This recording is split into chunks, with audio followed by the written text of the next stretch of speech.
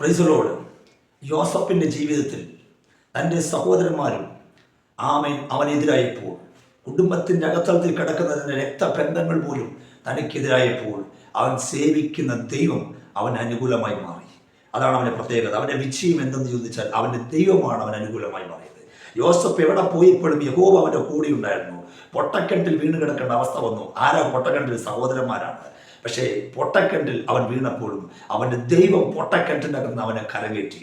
എന്നാൽ വീണ്ടും സഹോദരന്മാർ അവൻ ഇസ്മായിൽക്കാർക്ക് വിറ്റുകളഞ്ഞപ്പോൾ അവൻ ഇസ്മായിൽ പുത്തിബുകാരുടെ ഭവനത്തിലേക്ക് പോകേണ്ടി വന്നു. എന്നാൽ യോസഫ് അവിടെ ചെന്നപ്പോഴൊക്കെയും അവരുടെ ജീവിതത്തിൽ ആ പോത്തിബുകാരന്റെ പാവൻ അനുഗ്രഹിക്കപ്പെട്ടു എന്ന് പറഞ്ഞത്. എന്നാൽ പിന്നെയും അദ്ദേഹത്തിന്റെ ഭാര്യയുടെ മേലെ അദ്ദേഹത്തെ യോസഫിനെ കള്ളക്കേസിൽ കുടുക്കി അവൻ തടവറയിൽ കിടക്കേണ്ടി വന്നു. പക്ഷെ തടവറ കൊണ്ട് സ്തോത്രം അവിടെ വെച്ച് യോസഫ് തകർന്നു പോകുമെന്ന് വിചാരിച്ചു. പക്ഷേ അവൻ സേവിക്കുന്ന ദൈവം അവൻ്റെ കൂടെ ഉള്ളത് കൊണ്ട്, കർത്താവായ യേശു അവൻ്റെ കൂടെ ഉള്ളത് കൊണ്ട് അവൻ തടവറ കൊണ്ട് ഒതുങ്ങിയില്ല. രാജകീയ മന്ത്രി കസാലയ്ക്കകത്ത് ഇരുന്നു കൊണ്ട് ഒരു രാജ്യ ഭരണത്തോടു കൂടിയാണ് അവൻ ഒതുങ്ങിപ്പോയത്.